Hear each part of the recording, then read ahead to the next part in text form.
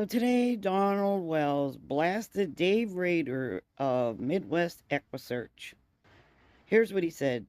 David Rader, you talk a lot, but can you hear? You expect us to bow down to you, but we only bow down to God. We have been saying from the beginning, she's been abducted. If you could shut that big mouth of yours, maybe you could hear. Would you and the authorities be looking in all these dumb places if she was abducted? No. Sorry, I'm very upset. But all these search teams are wasting time. Can you hear? So, why is trying to recover Summer a waste of time, Donald? Dave Rader said, I think one or two people know exactly what has happened to her, and they need to come forward. He said, we didn't find the objective that we were looking for, which was little Summer. We gave it everything we could possibly give, and we're still not done. This isn't the last time for me to come down to Tennessee to look for this little girl. We didn't find anything that was pertinent to Summer, or else we would have turned it over to law enforcement. We know where she's not, but we'll keep the bus rolling. It was a hard day Saturday for everybody. We were riding on such high hopes we were going to bring this girl home. This is the second time EquuSearch Midwest volunteered in the search for Summer Wells. And here's a clue for you, Donald Wells. Your reputation precedes you. State of Texas versus John Wesley Miller, a.k.a. Donald Wells. Attempted burglary of a building filed December 13th, 1982. There's a motion to revoke probation filed December 15th, 1982 for burglary. Marijuana possession filed October 26, 1982. State of Arkansas versus Donald Wells. Possession of a controlled substance, cocaine.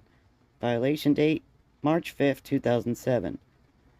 The prosecuting attorney for Washington County in the 4th Judicial District of the state of Arkansas, in the name and by the authority of the state, on oath, accused the defendant, Donald Wesley Wells, the crime of count 1, possession of a controlled substance, cocaine, a Class C felony. Defendant, on or about March 5, 2007, in Washington County, Arkansas, unlawfully and feloniously possessed a usable amount of cocaine against the peace and dignity of the state of Arkansas, April 3, 2007. He also had possession of a controlled counterfeit substance without a prescription, not Schedule 1 or 2. It was his third offense. Violation date April 3rd, 2007, a Class C felony. He also had another residential burglary, a Class B felony, August 22nd, 2006. State of Tennessee versus Donald Wells. August 13, 2001, at 12:45 p.m., members of Hawkins County Sheriff, FBI, and Tennessee Highway Patrol went out to Don Wells' address on Ben Hill Road in reference to a fugitive from justice. Upon arrival at the location, law enforcement searched the residence, and a Donald W. Wells alias was found hiding like a chicken shit in a storage room. After checks through the NCIC computer, a hit was confirmed. The subject was wanted for parole violations out of Utah. and it was confirmed that Utah wanted to extradite. The subject was then taken into custody and charged with being a fugitive that occurred in Rogersville, Hawkins County, Tennessee. State of Utah versus Donald Wells. I know he did prison time. Have a domestic with assault, 110 Ben Hill Road, 110 Ben Hill Road, off Beach Creek Road. 10-4, is there any lower end guy that can get that? 6. We're practically on scene right now with the shooting. Can you get out to 110 Ben Hill Road off Beach Creek? Have a domestic with assault. 10-4, been route. 4336, I'll get you go. Both parties are intoxicated. The female is refusing to leave the residence. They're in a verbal at this time. The unit route to Ben Hill Road were advised that there are 4 small children in the residence. There's also a couple other parties. She's in the back bedroom. Advised there's not a door that locks. I was advising the male may be walking down the road, gray shirt and blue jeans. Possible direction of traffic. Not sure. Advised he's very intoxicated. Female laid the phone down, walked away from it. Sounds like the male's back in the residence. She's yelling, "Ow," and stop. The city's coming in at a copy of Bolo. Bolo for a white DMC Sonoma, Utah tag. Led from 110 Ben Hill Road, headed towards Church Hill. Reference to a domestic. Male's intoxicated. He was called back in. Their sergeant advised we can clear the perimeter.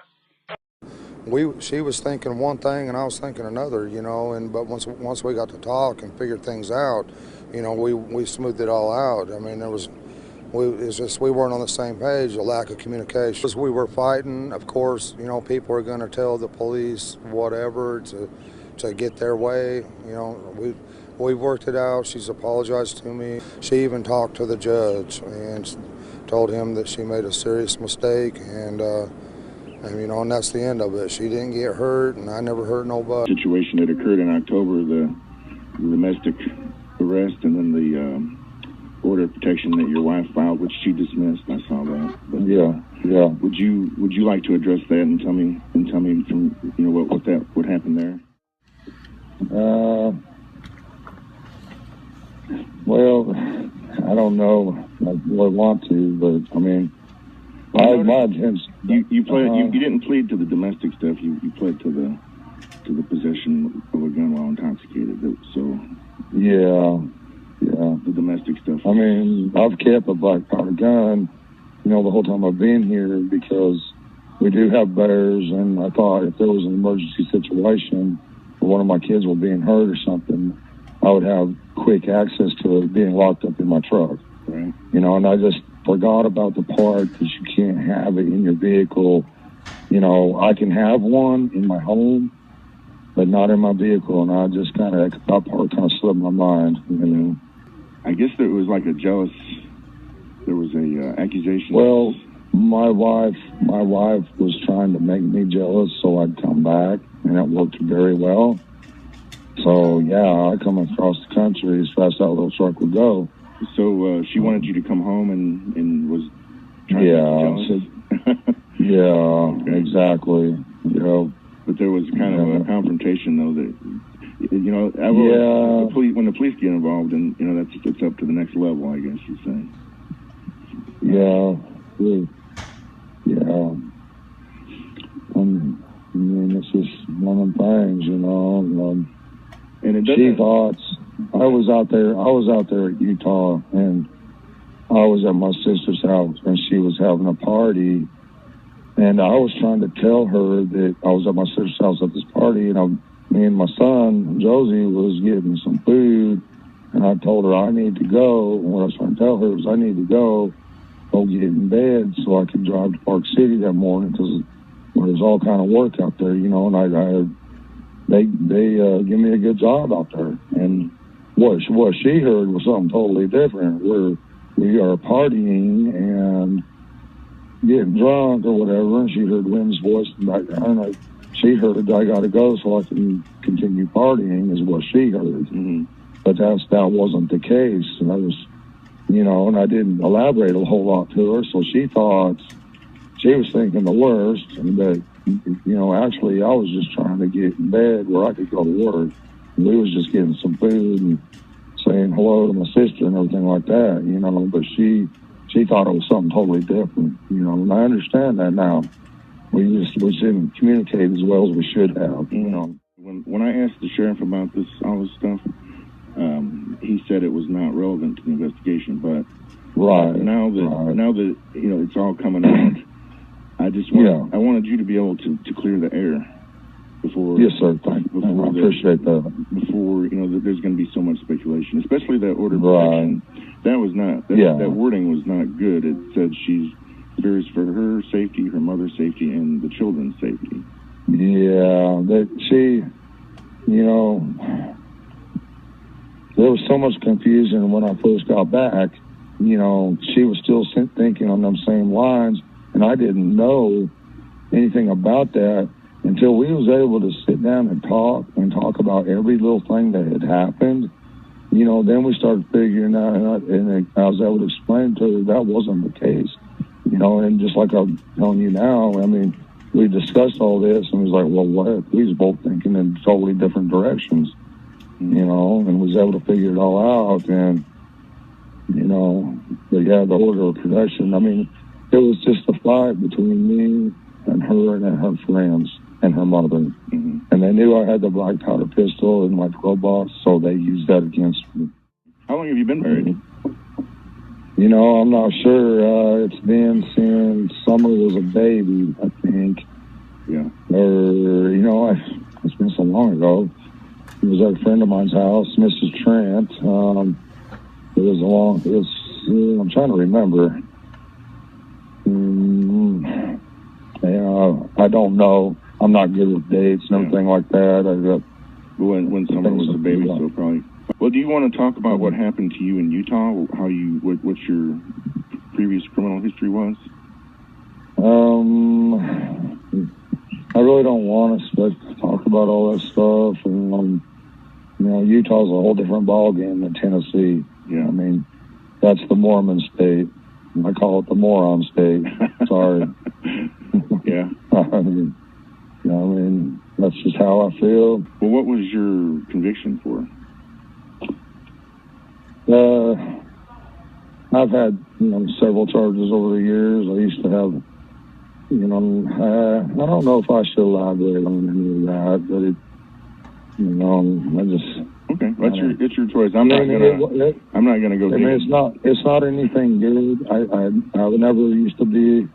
I wasn't really a Christian when I was younger, and I found God in prison. I started studying the Bible intently because I wanted to change, and that's when I got to know God and became a real trying hard to be a Christian. Of course, I backslid multiple times, but I'll never let it happen again. I promise you that. Okay. Well, I'm only all right, and believe me, it don't give me no pleasure to talk about this because, as far as I'm concerned, you're the victim, your wife's the victim, your kids are the victims. But it's not gonna just. This isn't going to be brushed over at this point, I don't think. Right. No, not at all. So I know that and it's going to be discussed and going to be the topic of discussion. Yeah, people can speculate all they want. That's fine. We just want our Summer back. She was definitely, I considered a great blessing from God when I got her. She was a daddy's girl. She wouldn't even go to her mother for the first year, and it just kind of broke her heart. But I've never seen anything like that in my life, and I never expected anything like that. And there's always a connection between a father and a daughter that's special. Yeah. I've just never seen nothing like this, and I don't know why she was like that exactly, but. I mean, she's got her little friends too, younger boys that she wants to be with them all the time, and stuff. And And I knew, someday she's going to grow up and get married and go, raise her own family. But now I just don't know I have no idea where she's at or who's got her. I know it's a nightmare. She's so loving. I mean, it's like God sent me an angel. He comes across as, almost priestly in the way he talks, that soft, measured speech. But when he came up with some of the things like, oh, I hope she's not in some basement, I think she was abducted. That's when you hear someone say that is definitely raises red flags. Like, how do you know that? And why would you say that? Peace be unto you. To all who are trying to help through psychics, thanks. I know you want to help, but what does the Bible say? Leviticus 19-31.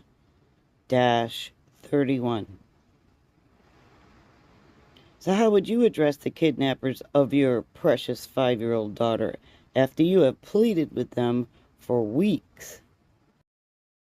Also check out, what is the Jezebel spirit?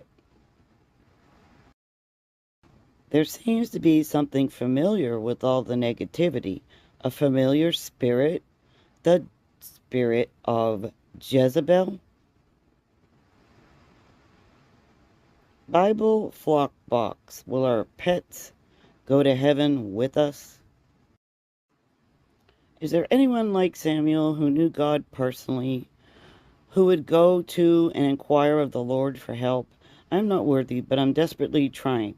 If there's anyone like this, please help me in the name of our Savior, please. I would do anything for God, keeping His commands. This was something that Donald Wells posted on his Facebook page in 2015. Not every flower can say love, but a rose can. Not every plant survives a thirst, but a cactus can. Not every retard can read, but look at you go, little buddy. Today, you should take a moment and send an encouraging message to a fucked up friend, just as I have done. I don't care if you lick windows or screw farm animals. You hang in there, cupcake, because you're fucking special to me, and you're my friend. Look at you smiling at your phone, you crayon-eating motherfucker. Could it be?